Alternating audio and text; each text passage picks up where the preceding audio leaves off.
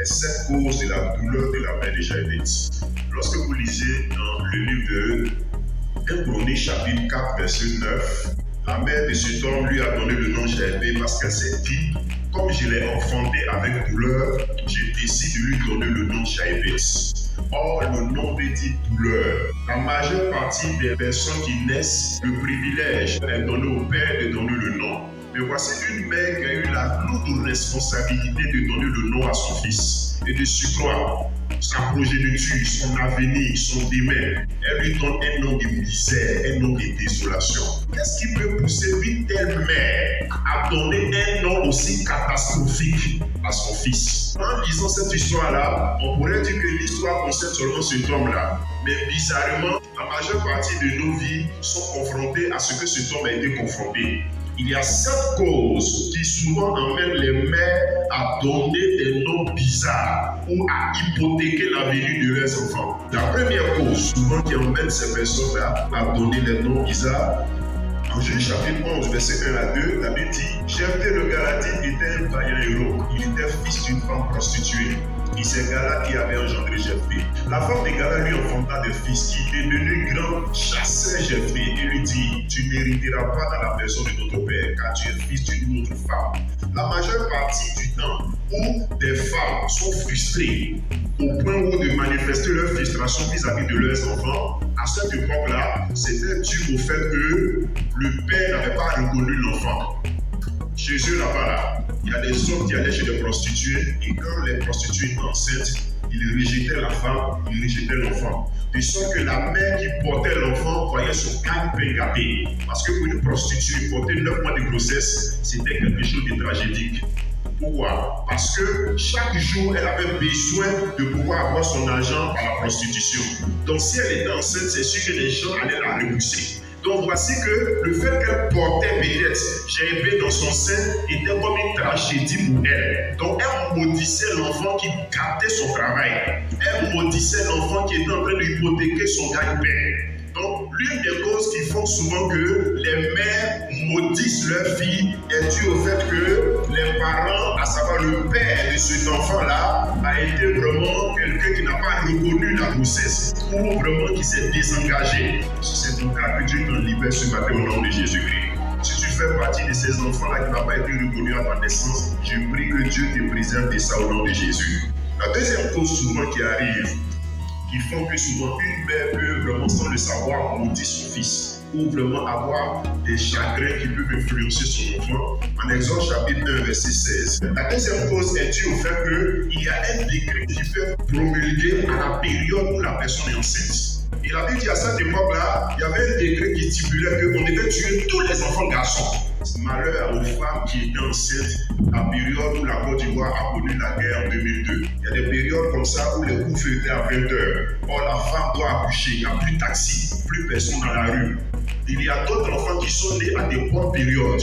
Il y a aussi d'autres enfants aussi qui sont nés à des mauvaises périodes. Mais imaginez-vous le stress d'une mère dont l'enfant dans son ventre est en train de la stresser. Or, les spécialistes ont démontré que lorsque une maman est stressée, l'enfant qu'elle porte est victime aussi de ce stress-là. Imagine-toi une femme qui a dans son ventre un enfant qui est garçon et qu'elle sait que si cet enfant-là vit au monde, ils vont le tuer. Elle s'est dit, mais pourquoi tu n'es pas venu au monde avant? Pourquoi tu n'es pas venu au monde après? Mais pourquoi tu es venu au monde maintenant? Maudit même l'enfant dans son ventre. C'est pourquoi vous allez voir, vous pouvez être 12 dans la famille, mais c'est toi seul que le malheur arrive. Parce que c'est à partir de toi que le problème là, de la famille a commencé. C'est le jour-là entre toi, ton père et ta mère, ils parlent là. Il y a une jeune fille qui me disait comme ça que c'était pas facile. Quand vraiment elle a eu sa grossesse, elle avait peur d'annoncer à son mari parce que le monsieur avait perdu son emploi. Donc c'était stressant.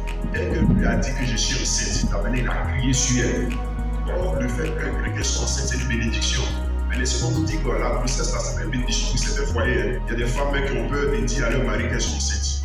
Mais il y a des femmes ici là même, elles comprennent même, elles prient même pour avoir la grossesse parce que c'est ça que le monsieur attend depuis longtemps. Mais c'est une joie pour certains, mais c'est un malheur pour d'autres. Mais tout dépend du degré dans lequel la grossesse a été conçue. Qui sait, peut-être que c'est dans ce contexte-là que JB est venu au monde, pour lequel sa maman l'a conçu dans la douleur. Lève la main et répète avec moi, au nom de Jésus-Christ. Je décrète, le jour du ventre de ma mère, quand j'étais dans son ventre, s'il y avait des décrets autour de moi qui ont influencé ma destinée, je déclare que ces décrets-là sont brisés. Ça, c'est un point. Le troisième point, qui est une cause aussi que nous pouvons débattre. En Genèse chapitre 38, verset 27. La Bible dit, voici une dame qui fut au moment d'accoucher et voici, il y avait 2 jumeaux dans son ventre. Il arrive souvent aussi que, à cette époque, il n'y avait pas encore l'échographie. À cette époque, on ne savait pas qu'est-ce que la femme pouvait enfanter parce que la science n'était pas encore développée comme aujourd'hui. Donc, on se référait à l'accouchement. C'est le jour que la femme accouchait qu'on savait si elle avait jumeaux ou si elle avait garçon ou si l'enfant était fille. Donc, imaginez-vous la mère de JB qui attendait une fille, qui priait pour une fille. Et puis, à l'accouchement, elle constate que c'est un garçon, elle est déçue. C'est quoi, le fruit de ses attentes n'est pas ce qu'elle espérait. Si une mère se permet de maudire son fils par un nom, c'est que son attente n'était pas ça. Imagine-toi dans les familles, à chaque fois tu pries pour avoir femme, tout ce que tu fais c'est garçon. Arrivé à un certain moment, le 7e garçon même t'énerve. Parce qu'il est venu encore ajouter le nombre des garçons. Peut-être que c'est ce que la mère de JB a connu, qui sait. Parce que je ne comprends pas pourquoi une mère peut donner un nom bizarre à son fils, sachant que ce fils-là, c'est lui qui va bâtir maison pour elle. C'est que Dieu parle, c'est pas ce qu'elle voulait. Si tu n'avais pas été, qu'est-ce que tes parents voulaient, pour lesquels ça crée des malédictions dans ta vie, que Dieu te libère au nom de Jésus-Christ. La 4e cause, en 2 Rois chapitre 19, verset 3, il arrive aussi que dans la 4e cause, qui peut emmener une mère à donner un nom bizarre à son fils. Les enfants sont prêts de sortir du sein maternel, n'a point de force pour l'enfantement. La 4e cause pour laquelle la mère de JB a pu lui donner ce nom-là, dans la douleur, ça peut être dû au fait qu'elle manquait de force. À savoir, c'est que cette grossesse-là a été la grossesse la plus pénible. Il y a des grossesses comme ça, comme disait une femme, elle dit, papa, je ne comprends pas, pourquoi accoucher facilement, mais ça là, depuis que j'ai reçu ça, ça commence à me fatiguer. Ça te fatigue tellement même, tu te demandes même l'enfant là même là, mais pourquoi je l'ai pris? Arrivé à un certain moment, c'est tellement bizarre, c'est tellement fatigant que ta frustration commence à se manifester sur la vie de cet enfant là. Il y a ce type d'enfants comme ça, qui deviennent des sources de stress. Au point où même le jour, tu vas aller accoucher, on dit ça là, tu ne peux pas accoucher par voie basse. Ça là, il faut césarienne. Or, l'argent que vous avez, on n'arrive pas. Parce qu'il y a encore un problème qui s'est ajouté au ça. Vous êtes obligé de courir par-ci par-là, de chercher l'argent à côté de ce enfant. Quand vous en avez déjà 2, 3 ou 4. Ah, mais Seigneur, peut-être que la mère de JB a été confrontée à ce type de situation-là. Pour lequel, lorsque son enfant est venu au monde, elle dit, pour symboliser la souffrance dont tu m'as fait traverser là, je vais te donner un nom de douleur, de tellement manifester des choses négatives dans mon esprit, pour lesquelles aujourd'hui tu vis ces choses-là, mais que Dieu libère ta vie aussi là au nom de Jésus. La 5e cause qui est à la base, c'est que la mère qui a fait ce moment-là. 2 Rois chapitre 6, verset 12. Voici une femme qui dit à sa camarade femme, donne ton fils 9 mois de grossesse, on va le manger. Et mon fils, 9 mois de grossesse, demain nous allons encore le manger. Or, ce qui est bizarre, c'est quoi? Ce sont des femmes qui ont porté ces enfants dans leur ventre pendant des mois. Et voici qu'elles ont accouché de ces enfants-là. Arrivé à un certain moment, à cause d'une faim, à cause d'une difficulté, elles ont décidé de pouvoir manger leur enfant. Lorsque une femme porte la grossesse, l'enfant qu'elle porte est dans son ventre. Et elle laisse l'enfant là. De sorte que quand l'enfant est laissé, l'enfant grandit, il commence à croître, il a 2 ans, 3 ans, 4 ans, 5 ans, 6 ans, 7 ans, 8 ans. Mais la même maman, lorsqu'elle mange l'enfant, elle revient déposer l'enfant pour ça dans son ventre encore. Parce que c'est dans ce même ventre-là que l'enfant était. En d'autres termes, il y a plusieurs mamans, par leur frustration, par leur faim spirituelle, qui ont décidé de redéposer leur enfant là où l'enfant était de manière initiale. C'est ce qu'on appelle la sorcellerie. Il y a plusieurs mamans qui malheureusement qui sont des sorciers, mais qui décident dans leur frustration de réavaler la destinée de leur enfant, afin que ces enfants n'atteignent plus l'objectif qui leur ont été assignés par Dieu. Des mères ont avalé la destinée de leur enfant. Des mères ont avalé le mariage de leur enfant. Des mères ont avalé le visa de leur enfant. Des mères ont avalé le travail de leur enfant. Même si les enfants devaient avancer, parce que ces enfants étaient sortis de leur ventre. Mais ces mères ont dit, tu ne sortiras pas de mon ventre comme ça, je vais te remettre dans mon ventre en t'avalant. C'est vrai que l'enfant est sorti, de la partie intime, mais cette fois-ci, elle avale de la bouche. Si tu as été vraiment dans cette situation-là, où une grand-mère ou une arrière-grand-mère a décidé de te remettre dans son ventre à partir de la sorcellerie, que Dieu t'en libère au nom de Jésus-Christ.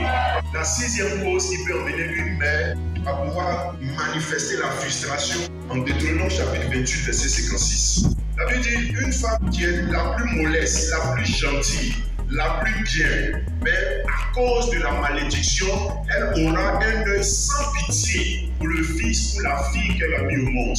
En d'autres termes, si la mère de Jérémie, à un moment ou un autre, a été en mesure de donner à ce fils-là un nom qui allait lui fermer les portes, c'est que d'une part, sans qu'elle ne le veuille, cette mère était sous l'effet de la malédiction. La majeure partie aussi des temps, ça ne provient pas même de la mère de Jérémie. Elle a été confrontée à ça elle-même. Il y a plusieurs moments qui, malheureusement, à cause des malédictions ascendantes, une malédiction ascendante, c'est quoi? C'est une malédiction qui vient d'en haut, dont elle est influencée aussi. Elle est obligée, sans le savoir, de communiquer cette malédiction de manière descendante. Et donc, elle a, sans le savoir, communiqué à Jérémie ce que ses parents lui ont donné. Si ce que tu vis là, c'est ce que ta maman avait reçu aussi, à savoir, parce que ta mère ne s'est jamais mariée dans la famille, c'est pourquoi toi tu ne te maries jamais, à savoir, si dans la famille toutes les portes sont fermées, c'est pourquoi aussi toi aussi toutes les portes sont fermées, et que tu as reçu son héritage, que Dieu t'en délivre au nom de Jésus-Christ.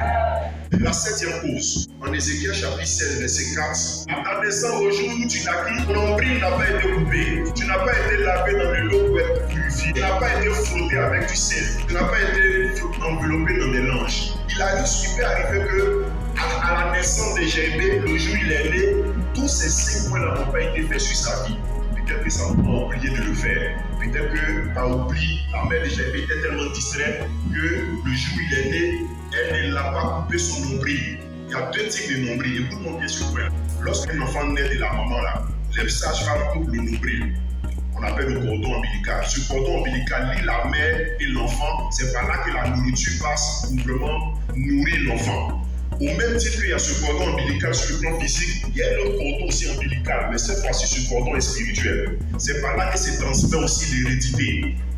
Tous les liens de famille, là, c'est par là que ça passe. Même si à l'hôpital, ils ont coupé physiquement, mais sans le savoir, tu peux te promener encore avec ce qui est spirituel. De sorte que tu tires partout où tu vas, tout ce qui concerne ta famille, tu le tires. Et de sorte que même si tu veux voir aller en France, si tu veux voir aller aux États-Unis, tu vas commencer à vivre toujours ce que dans ta famille, les gens vivent là-bas. Le papa était fonctionnaire, après ça, il n'a jamais réalisé. Nous aussi, là, on est fonctionnaires, mais c'est difficile. C'est qu'on traîne quelque chose. Pourquoi? Parce qu'il y a un fil qui nous relie à eux, qui est le cordon ombilical spirituel. C'est pourquoi la Bible dit, à ta naissance, virgule, le jour où tu naquis, ton nombril n'a pas été coupé. Ce qui veut dire quoi? Il arrive que quelqu'un peut naître sans que son nombril ne soit coupé. Et j'ai compris que le fait d'aller quelque part ne veut pas dire que tout est fini. Mais la meilleure manière de finir avec la malédiction, avec la pauvreté, c'est que le cordon ombilical spirituel qui lie ta famille à toi, là, il faut que ça soit coupé au nom de Jésus. Mais la merci ton nombril, répète avec moi, au nom de Jésus. Au nom de Jésus, je déclare, mon nombril est coupé ce matin. Mon nombril est coupé ce matin. Mon nombril est coupé ce matin.